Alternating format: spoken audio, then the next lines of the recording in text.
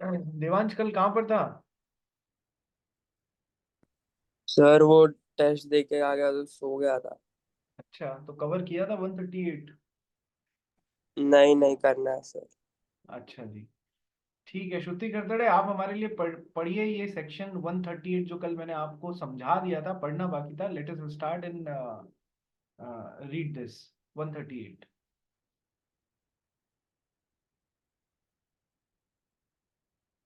Shruti Kharatade, can you hear me?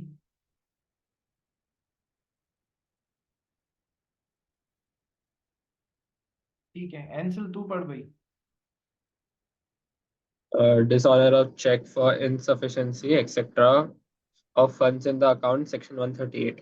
Hmm. Where any check drawn by a person on an account maintained by him with a banker. देखो, First, this for this section is for cheque. Cheque से आपने अपने account से, जो कि एक bank के साथ में मेंटेन किया हुआ है, ठीक है। बैंकर की डेफिनेशन में अपन ने पहले पढ़ा था ना कि सर पोस्ट ऑफिसेस को भी इंक्लूड कर लेना है अपने को, ये सर इनडायरेक्टली ये ध्यान रखना, ओके। तो सर बैंकर के साथ में कोई आपने अकाउंट मेंटेन किया हुआ है, हम कैसा अकाउंट उसकी बात नहीं कर रहे हैं कि सेविंग अकाउंट है कि करंट अकाउंट है कि क्या है, ठीक है। So when any check drawn by a person on an account maintained by him with a banker, ठीक है। आगे first point, payment of any amount of money ठीक है। आप किसी को कोई पैसा, कितने भी रुपए तक का पेमेंट करने के लिए वो चेक काटा है। Second point, to another person from that account. Now this is very important point. Sir Anselm ने एक अकाउंट मेंटेन किया हुआ है एचडीएफसी बैंक के साथ में। एंसल का दूसरा अकाउंट है आईसीआईसीआई बैंक के साथ में, ठीक है। खूब पैसे बरसते हैं एंसल के पास में, ठीक है। तो एंसल ने एक एचडीएफसी में भी खुलवा लिया, एक आईसीआईसी में भी खुलवा लिया, ठीक है सर। यदि एंसल एचडीएफसी बैंक के अपने खाते से मान लो रिचा को एक चेक काट के दे रहा है 1 लाख रुपए का, ठीक है। और यदि वो चेक डिसऑनर हो जाता है और रिचा ने फॉर वैल्यू वो चेक रिसीव किया था, तो फिर तो वो एंसल पे अंडर सेक्शन 138, वो प्रोसेस पूरी हो जाने के बाद में, जो कल मैंने डिटेल में समझाई थी, वो प्रोसेस पूरी हो जाने के बाद में केस ठोक सकती है, ठीक है। यही एंसल ने अपने खुद के अकाउंट से अपने दूसरे अकाउंट में ही ट्रांसफर किया था और वो चेक बाउंस हो गया। तो क्या ये पेमेंट टू अनदर पर्सन है? नहीं सर, ये पेमेंट खुद को ही है। तो यहां पर 138 का केस खुद ही खुद पे नहीं लगा सकता, ठीक है। To another person from that account, दूसरे आदमी को दिया है वो चेक जो कि डिसऑनर हो गया, ठीक है। तो ही वो होगा। थर्ड पॉइंट पढ़ भाई। for, for the discharge in whole or in part of any debt or other liability. A ठीक है, check given as a gift or donation or as security or in discharge of mere moral obligation or for an illegal consideration would be outside the purview of this section. ये सारे points मैंने कल आपसे detail में discuss किए कि यदि एक चेक को कोई बिना वैल्यू रिसीव किए कोई गिफ्ट या कोई डोनेशन जैसे दिया है, ठीक है सर, डोनेशन मतलब चैरिटी, जो कल मैंने आपको बताया था, और एज अ सिक्योरिटी आप किसी के लिए श्योरिटी हैं या आपने एज अ सिक्योरिटी कोई चेक दिया है, और इन discharge of mayor moral obligation, कोई आपके बच्चे ने कोई क्रिकेट बॉल से एक कांच तोड़ दिया, तो अंडर टॉट तो आपकी कोई लाइबिलिटी नहीं है, ठीक है ना। अंडर कॉन्ट्रैक्ट एक्ट आपकी कोई लाइबिलिटी, आप उसके फादर है, ठीक है। बस आपने मॉरली कि हाँ यार मेरे बच्चे ने तोड़ा है तो मैं सही करवा देता हूँ, पैसे दे देता हूँ इसके, तो अंडर अ मॉरल ऑब्लिगेशन कोई चेक दिया है, ये सारे ही केसेस में चेक जो है वो डिस्चार्ज, सॉरी, चेक यदि डिसऑनर हो जाता है तो 138 का केस नहीं लगेगा। They are outside the purview of section 138। या फिर कोई इलीगल कंसिडरेशन, हमारे आंसर को चरस गांजा फूकना था, तो उसने जो डीलर होता है ड्रग पैडलर, उसको 10,000 रुपए का एक चेक दे दिया और उससे चरस गांजे खरीद लिए, ठीक है। तो फॉर वैल्यू रिसीव तो हो गया कि मेरे को चरस गांजा मिल रहा है ना, इसलिए चेक दे रहा हूँ, but it is an illegal consideration because ऐसा कामों को करना अंडर द इंडियन लॉज गलत माना जाता है, ठीक है। तो यदि वो एंसल का चेक बाउंस हो जाता है तो ड्रग पैडलर इसके खिलाफ कोर्ट में नहीं जा सकता कि मैंने इसको ड्रग बेचा था और इसने मेरे को पैसा ही नहीं दिया। ठीक है, वो पुलिस या कोर्ट बोलेगी सर आप पहले साइड में आ जाओ, ससुराल में थोड़े दिन निकाल लो। ठीक है, तो अच्छा, इन सब के लिए तो नहीं हो सकता, लेकिन किस चीज के लिए हो सकता है? Either for some value received, or for payment of any debt or other liability, or for payment of any debt or other liability, कोई भी दूसरी चीज का आपने कोई उधार लिया है या कोई दूसरी लाइबिलिटी चुकानी है तो उसके लिए हो सकता है। अच्छा, it can be for discharge of whole or part of any debt or other liability, यानी कि मान लो एंसल ने प्रिशा से 10 लाख रुपए उधार लिए हुए थे, कि सर हर फर्जी एग्जाम्पल मेरे पे ही क्यों आ रहा है? इसलिए आ रहा है क्योंकि, अब समझ जाओ, कहने की जरूरत नहीं है। ठीक है, तो एंसल ने प्रिशा से 10 लाख रुपए उधार पे लिए हुए थे, तो एंसल को चुकाने थे, अंडर लाइबिलिटी थी, डेट या लाइबिलिटी था। तो एंसल ने कहा मैं तेरे को 5-5 लाख रुपए के 2 चेक दूंगा। ठीक है सर, तो चाहे वो पार्ट पेमेंट के लिए हो या अकेला 10 लाख रुपए का पूरे का चेक हो, उससे फर्क नहीं पड़ता है। फर्क किससे पड़ता है कि फॉर पेमेंट ऑफ डेट या रीपेमेंट ऑफ लाइबिलिटी के लिए आपने वो चेक दिए, तो फिर वो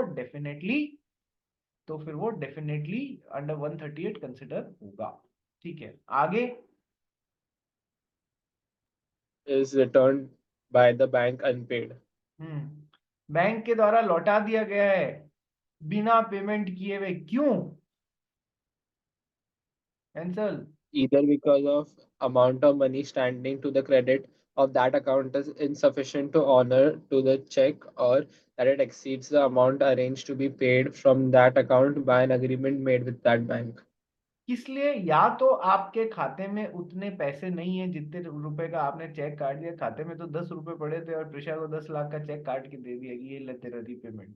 ऐसे थोड़ी होता है, ऐसा एंसल ही कर सकता है हमारे। ठीक है, तो या तो उसके खाते में जो मनी है वो इनसफिशिएंट है टू ऑनर द चेक, या फिर उसने बैंक के साथ में जो अरेंजमेंट किया था, क्या बताया था ना कल, ओवरड्राफ्ट जो लिया हुआ था, या फिर कैश क्रेडिट लिमिट लिया हुआ था, या फिर कोई लोन अमाउंट लिया हुआ था, वो सफिशिएंट नहीं है। ओडी या सीसी लिमिट 3 लाख की मिली थी और 10 लाख का चेक काट दिया प्रेशा को। ठीक है, तो फिर वो चेक बाउंस होना ही है। तो ये चेक इन कारणों से बाउंस हो गया है।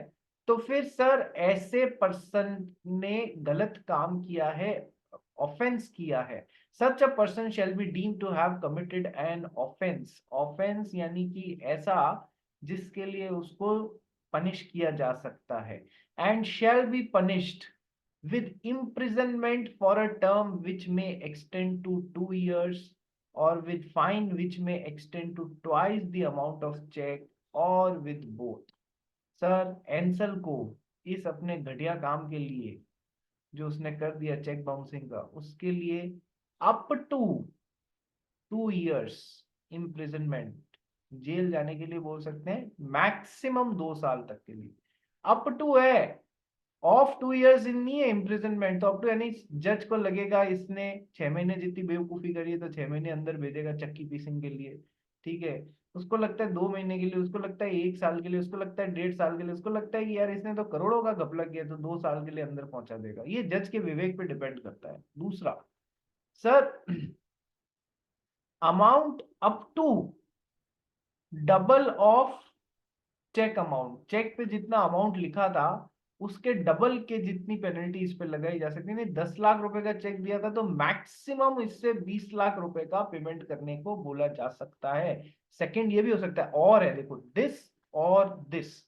ठीक है, अप टू यानी कि वो 10 भी हो सकता है, 10 से 12 भी हो सकता है, 12-15 भी हो सकता है, 17 भी हो सकता है। मैक्सिमम कहाँ ले उस पे ऊपर हमने कैपिंग करी है कि sir up to the double of the amount जितने का उसने चेक काटा था। और तीसरा, बोथ, ये भी करो और ये भी करो, दोनों हो सकता है। ठीक है, सो और with fine which may extend to twice the amount of the cheque, or with both.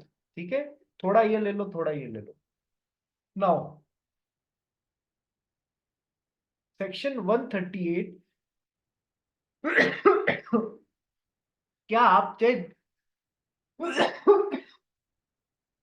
क्या आप चेक बाउंस होते हुए डायरेक्टली लगा सकते हो कि चेक बाउंस होते ही लगा दिया? नहीं सर, जब तक कि नीचे दी गई कंडीशंस कंप्लाई विद नहीं हो जाती है तब तक सेक्शन 138 नहीं लगाया जा सकता। सबसे पहला पढ़ भाई।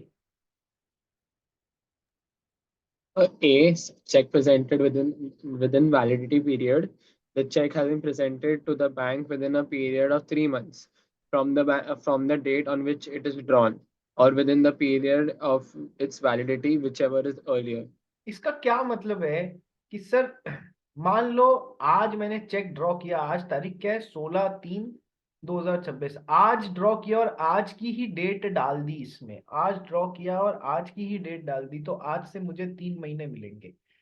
चलो आज ड्रॉ किया या पुराना ड्रॉ किया हुआ पड़ा है, कब, 16/2/2026 को ड्रॉ किया हुआ पड़ा है, ठीक है, और वो मैंने उस पर नाम लिख के दे दिया, तो सर इस उस चेक की वैलिडिटी यहां से 3 महीने है, यानी कि अब एक्चुअल में आपको 2 महीने ही मिल रही है, क्योंकि 1 महीने पहले की डेट पड़ी हुई है इसमें। तो whichever is earlier from the date on which it is drawn or within the period of its validity, whichever is earlier, ठीक है। सेकंड पॉइंट, पढ़ो ये answer. Demand for payment through notice, the payee or the holder in due course.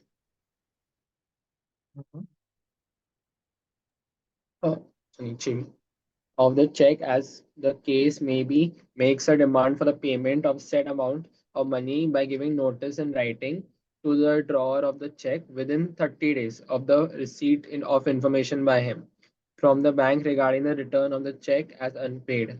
ठीक है sir, Anselm ने रिचा को check दिया, ठीक है सर, रिचा ने उसको आगे प्रिशा को एंडोर्स प्लस डिलीवर कर दिया, ठीक है सर, तो या तो ये या फिर ये कोई भी जना मांग रहा हो, जिसने भी जाके बैंक में प्रेजेंट कर दिया हो, जिसने भी जाके बैंक में प्रेजेंट कर दिया हो, ठीक है, उसको इंफॉर्मेशन बैंक ने दी कि भैया आपने जो चेक लगाया था वो for insufficiency of funds dishonour हो गया है। तो ऐसी इंफॉर्मेशन मिलने के 30 दिवस के भीतर एंसल को एक नोटिस भेजना होता है, मेरे पैसे दे, ठीक है, फिर उस नोटिस के मिलने के 15 दिवस के भीतर एंसल को पैसे दे देने होते हैं, नहीं दिए तो जाके सेक्शन 138 में कार्रवाई करी जा सकती है उसके ऊपर, उससे पहले नहीं। So demand for payment through notice, cheque bounce हो गया, बैंक ने आपको बता दिया, चाहे पेई है चाहे होल्डर इन ड्यू कोर्स है, Presha holder in due course हो गई थी अबव एग्जांपल में, एज द केस में भी, makes a demand for payment of the said amount by giving a notice in writing, होना चाहिए, मुख बोला नोटिस नहीं होना चाहिए, नोटिस इन राइटिंग होना चाहिए, to the drawer of the cheque within 30 days of the receipt of information by him, ठीक है, 30 दिवस के भीतर प्रेशा को, एंसल को रिटर्न में नोटिस देना है कि पेमेंट कर, regarding the return of the cheque as unpaid, ठीक है, उसके 30 दिवस के भीतर। नेक्स्ट कि सर 15 दिन, एंसल को जब वो नोटिस मिला उसके 15 दिन के अंदर उसको पेमेंट करना नहीं किया, तो अब एलिजिबिलिटी हो जाएगी कि उसके ऊपर 138 में केस ठोका जा सकता है। पढ़ वही point number C. Failure of drawer to make payment. A drawer of such checks fails to make the payment of said amount of money to the payee, or, as the case may be, to the holder in due course of the check within 15 days of the receipt of the said notice. Notice मिलने के, प्रिशा से notice मिलने के 15 दिन के अंदर अंदर Anselm बाबू को वो जो चेक पे जो भी अमाउंट था वो पे कर देना है, यदि नहीं किया तो अब उस पे 138 के अंडर कार्रवाई करी जा सकती है। एक्सप्लेनेशन पर। Explanation: for the purpose of this section, debt or other liability means a legally enforceable debt or other liability. Therefore, debt we may और, conclude. अरे एक minute, debt or other liability means a legally enforceable debt or other liability. सबसे पहले बात तो कोई illegal consideration मिला है उसके लिए हम ये चेक वे कि 138 का नोटिस नहीं दे सकते। दूसरा, legally enforceable debt or other liability का एक और मतलब निकलता है कि सर एक्स ने वाई को, सॉरी वाई ने एक्स को कोई वैल्यू दी थी, ओके सर, वैल्यू दी थी तो एक्स ने वाई को चेक दिया, एक्स ने वाई को पेमेंट ही नहीं दिया, ठीक है सर, पेमेंट दिया ही नहीं, तो सर वाई के पास में कॉज ऑफ एक्शन आ गया कि कोई पेमेंट ही नहीं दे रहा यार, ये तो कॉज ऑफ एक्शन आ गया कि सर जब तलक से पेमेंट, चेक वेक कुछ नहीं मिला ना, पेमेंट दिया, माल रख लिया, लेकिन किसी भी तौर में, चाहे कैश में चाहे चेक में चाहे ऑनलाइन, कोई भी पेमेंट नहीं किया, तो जब पेमेंट नहीं किया तो इसके पास में वाई के पास में कॉज ऑफ एक्शन आ गया। कॉज ऑफ एक्शन आने के जनरली कितने टाइम में कोर्ट में वाई को एक्स के ऊपर केस कर देना चाहिए कि सर 3 साल के अंदर अंदर कर देना चाहिए। यदि इसने 3 साल के अंदर अंदर वाई एक्स के खिलाफ कोर्ट में नहीं पहुंचा, यदि 3 साल के अंदर अंदर वाई एक्स के खिलाफ कोर्ट में नहीं पहुंचा, ठीक है, तो क्या होगा, तो क्या होगा कि सर अब वो केस मेंटेनेबल नहीं रहेगा। तो क्या अब ये लीगली एनफोर्सिएबल डेट रहा? लीगली एनफोर्सिएबल, क्या इसे जाके वाई एक्स के खिलाफ कोर्ट में एनफोर्स कर सकता है पेमेंट के लिए? नहीं सर, अब ये लीगली एनफोर्सिबल डेट नहीं रहा। तो if the cheque is given against some legally enforceable debt, तब सेक्शन 138 में जा सकते हैं। If the cheque is given not against some legally enforceable debt, तो सेक्शन 138 में नहीं जा सकते हैं। डेट और लाइबिलिटी का मतलब होता है legally enforceable date or other liability. क्या ये बात समझ में आई? बोलो, क्या ये बात समझ में आई? बोलो रे। Yes, so ठीक है। Therefore, we may conclude that complaint can be filed after minimum 45 days of dishonor of check। मैं minimum बोल रहा हूं क्योंकि इसमें 30 दिन तो, जैसे एंसल ने रिचा को चेक दिया, रिचा ने प्रिशा को एंडोर्स किया, प्रिशा ने चेक लगाया, वो बाउंस हो गया। बाउंस या डिसऑनर होने पे बैंक बताएगा कि आपका चेक डिसऑनर हो गया और आप तक देगा, आप चिट्ठी पत्री से भेजेगा तो 1 2 4 दिन उसमें भी लग जाएंगे। और इंफॉर्मेशन मिलने के 30 दिवस के भीतर एंसल को नोटिस देना होता है, वो पहुंचेगा उसमें भी तो टाइम लगेगा।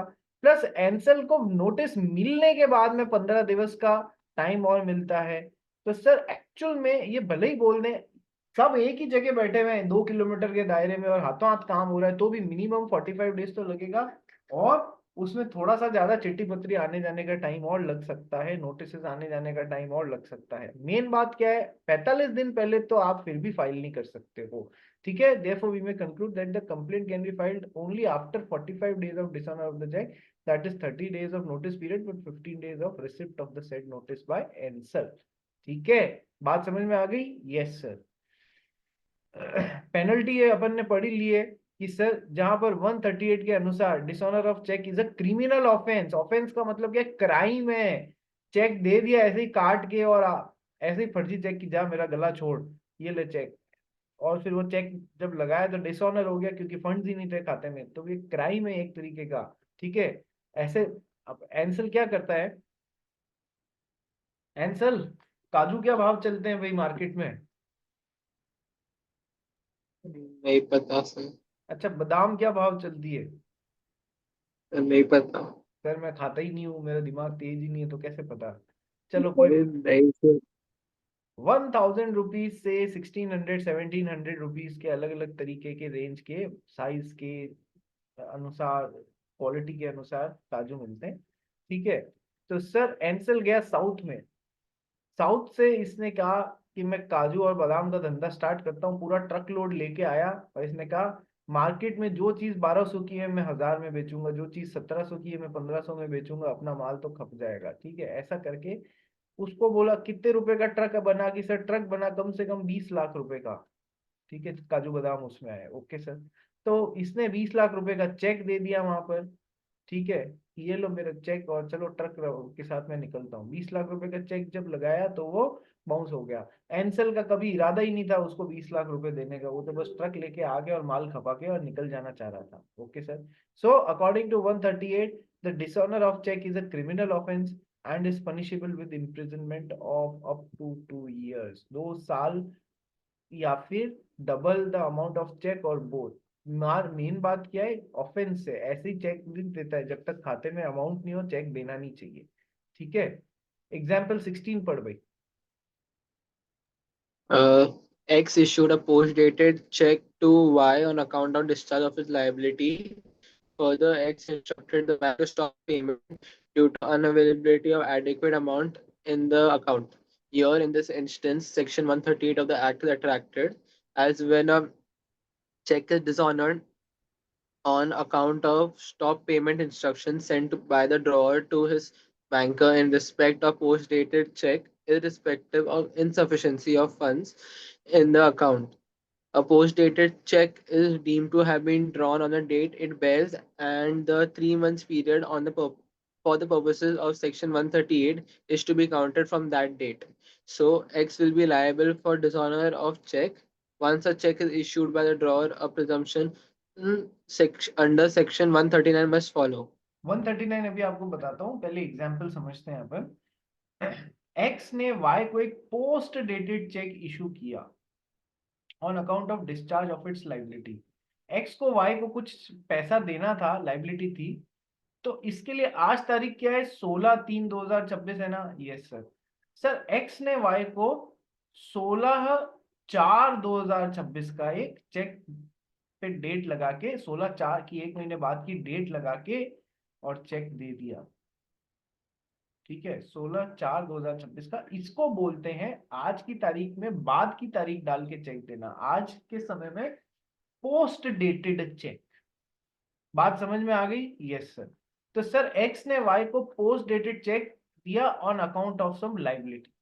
तो सर उसमें जो लगाने का टाइम आएगा वो कब है कि सर 16/4 से चालू होएगा, वहां से कब तक कि इस डेट से 3 महीने के अंदर अंदर लगाना होता है, इस डेट से 3 महीने के अंदर अंदर लगाना होता है। ठीक है सर। अब X issued post dated check to Y on account of discharge of its liability further। अब समझो मेन बात क्या बोल रहा है, सेक्शन 138 दो कारणों से लगा यूज किया जा सकता है। एक तो है इनसफिशियंसी ऑफ फंड्स। एक्स ने वाई को चेक दिया, वाई ने खाते में लगाया, वो पास ही नहीं हुआ क्योंकि एक्स के खाते में पैसे पूरे नहीं थे जितने रुपए का चेक काटा था, इनसफिशियंसी ऑफ फंड्स, इसलिए चेक डिसऑनर हो गया। तो पूरी प्रोसेस पूरी करने के बाद में क्या लगने लग जाएगा, सेक्शन 138। दूसरा है स्टॉप पेमेंट के कारण भी लगता है, ये बस जब भी आए क्वेश्चन तभी ऐसा बताना है, अदरवाइज स्टॉप पेमेंट की तरफ बहुत ज्यादा ध्यान नहीं देना है डिफाइन करते हुए 138 में। ठीक है, यदि इस पे बेस्ड क्वेश्चन आए तो फिर बोलना कि 138 स्टॉप पेमेंट ऑफ चेक पे भी लगता है। स्टॉप पेमेंट ऑफ चेक क्या होता है, सब जने ध्यान से समझो और सुनो, जो वीडियो ऑन कर सकते हैं वो करो। ठीक है, स्टॉप पेमेंट ऑफ चेक क्या होता है, मान लो एंसल ने एक चेक काट के दिया रिचा को। ओके सर, वो चेक जो है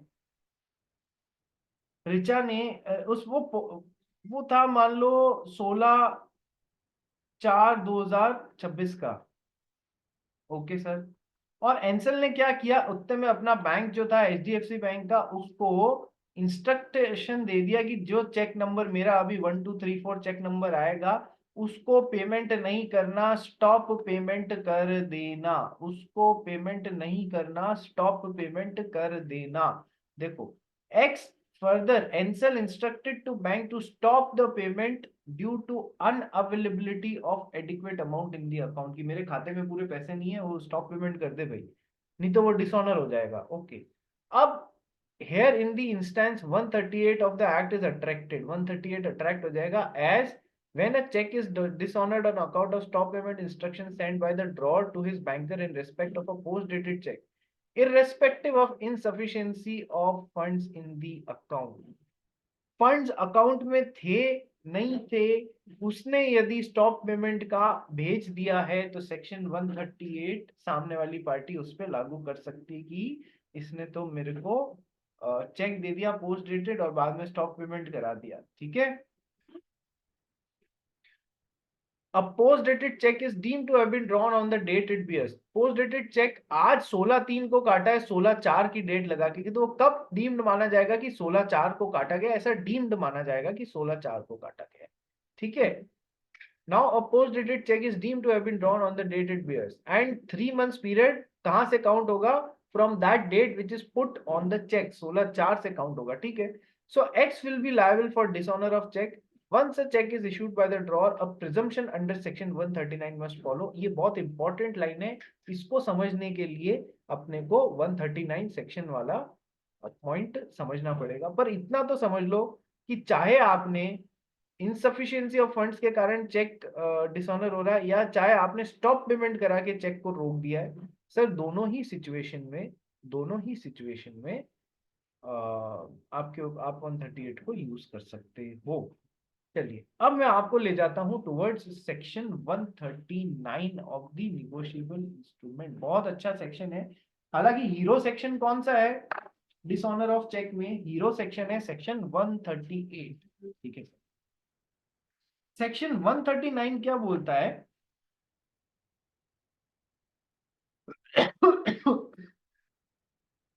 सेक्शन 139 क्या बोलता है रे? सेक्शन 139 बोलता है प्रिजम्पशन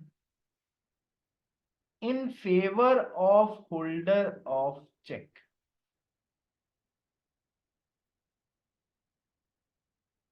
ठीक है, presumption in favour of holder of cheque.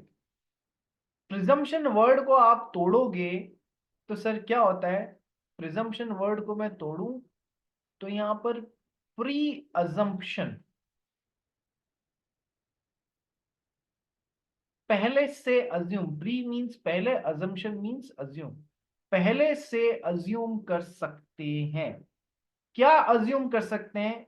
Presumption in favour of holder of cheque, court can presume, court can presume या प्री अज्यूम दैट एंसल ने रिचा को जो चेक दिया था, तो रिचा कौन हो गई? होल्डर हो गई ऑफ दिस चेक।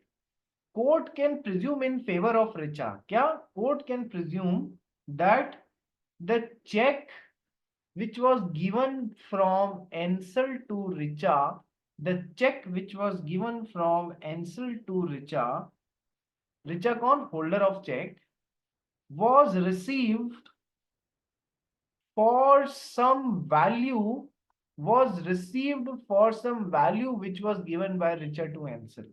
ठीक है, उसको सेट ऑफ करने के लिए या उस डेट को या उस लाइबिलिटी को चुकाने के लिए वो चेक एंसल ने रिचा को दिया है।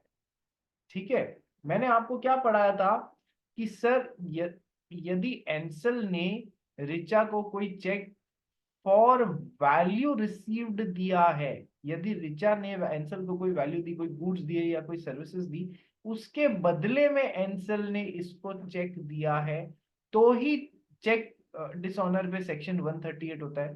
कोई गिफ्ट या डोनेशन या उसके केस में विदाउट वैल्यू रिसीविंग सेक्शन 138 अपन काम में नहीं ले सकते। या फिर कोई डेट या लाइबिलिटी चुकानी थी एंसल को रिचा को, इसलिए उसने चेक दिया। तो सर कोर्ट, यदि एंसल ने रिचा को चेक दिया है और वो चेक बाउंस हो गया, डिसऑनर हो गया, रिचा ने पूरी प्रोसेस 30 + 15 दिन 45 दिन की करने के बाद में कोर्ट में चली गई, कोर्ट पहले से रिचा के फेवर में, होल्डर ऑफ चेक के फेवर में ये अज्यूम करेगा कि इसने कोई वैल्यू यहां पर प्रोवाइड करी थी या फिर कोई डेट या कोई लाइबिलिटी एंसल को रिचा को चुकानी थी, इसलिए चेक है। यदि अदरवाइज है तो वो प्रूव करने का दारोमदार किस पे होगा? एंसल को प्रूव करने का पड़ेगा कि नहीं सर ऐसा नहीं था। एंसल को प्रूव करना पड़ेगा कोर्ट में कि नहीं, आपने जो प्रिजम्पशन लिया है उसके अपोजिट बात है, मैंने इससे कोई वैल्यू रिसीव नहीं की, कोई डेट नहीं था, मैं तो जस्ट इसको एज अ डोनेशन या गिफ्ट दे रहा था, इस वजह से ये चेक, इस वजह से 138 अप्लाई नहीं होगा और मैंने कोई ऑफेंस कमिट नहीं किया है। ठीक है, कोर्ट तो रिचा के फेवर में पहले से अज्यूम कर लेगा। This is what is section 139। बोलो रे, बात समझ में आई? सेक्शन 139 क्या है? Yes sir, once a check is issued by the drawer, a presumption under section 139 must follow। पहले से कोर्ट मान लेगा कि भैया फॉर वैल्यू या फॉर डेट या फॉर लाइबिलिटी वो चेक इशू किया गया है। पढ़ भाई answer. When a check is dishonored, it shall be presumed, unless the contrary is proved, that the holder of the check received the check of nature referred to in section 138 for discharge in whole or in part or any debt or other liability. ठीक है, Presumption. when a check is dishonored, जब कोई check dishonour होता है, it shall be presumed, पहले से pre assumed, जब तक कि कॉन्ट्ररी एंसल प्रूव नहीं कर देता, अदरवाइज एंसल प्रूव नहीं कर देता, तब तक ये प्रिज्यूम कर लिया जाएगा रिचा के फेवर में that the holder of the cheque Richa receive the cheque of the nature referred to in section 138। यानी कि फॉर वैल्यू रिसीव किया गया है, बिल्कुल सही तरीके से किया गया है, for the discharge in whole or in part of any debt or other, पहले से होल्डर के फेवर में। आगे second paragraph. Presumption prescribed here is the rebuttal presumption, as the provisions clearly provides that the person issuing the check is at liberty to prove to the contrary. The effect of this presumption is to place the evidential burden on the accused. ठीक है, presumption जो इधर पहले से assume कर रहे हैं ना रिचर्ड के फेवर में, रिब्यूटेबल प्रिजम्पशन है, यानी रिब्यूट किया जा सकता है, उसको तोड़ा जा सकता है, अदरवाइज प्रूव किया जा सकता है। यदि एंसल कर सकता है तो वो करे, वो अदरवाइज फिर कोर्ट में प्रूव कर दिया कि नहीं सर फॉर वैल्यू रिसीव नहीं था, ऐसे ही इसको 5,000 रुपए का चेक दे दिया था इसलिए। तो presumption prescribed here is a rebuttable presumption, पर करना आंसर को पड़ेगा, as the provisions clearly provides that the person issuing the cheque is at liberty to prove to the contrary, otherwise prove Ansal ने जिसने चेक इशू किया है वो otherwise prove कर सकता है, तो रिप्यूटेबल प्रिजम्पशन है, कोई दिक्कत नहीं है, लेकिन करना पड़ेगा। The effect of this presumption is to place the evidential burden on the accused. Accused कौन? एंसल। क्यों accused? क्योंकि उसका चेक बाउंस हो गया, तो उसकी जिम्मेदारी है कि ये तुम एविडेंस लाओ कि तुमने कोई वैल्यू या कोई डेट या कोई लाइबिलिटी के लिए चेक इशू नहीं किया, ठीक है। तो presumption is to place the evidential burden on the accused. बोलो रे, बात समझ में आई? Section 139 presumption in favour of holder समझ में आया या नहीं आया? Yes. ठीक है, अब आते हैं अपन टुवर्ड्स सेक्शन 140। 140 क्या बोलता है कि बहुत अच्छा सेक्शन है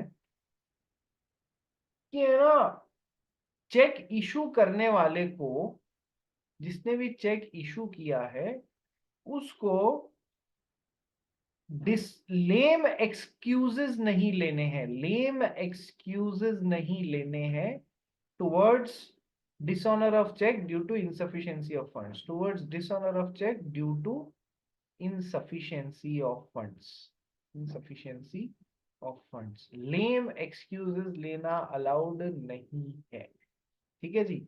एक बार आप लोग सेम लिंक पे वापस रिज्वाइन करो, फिर इसको पिकअप करता हूं।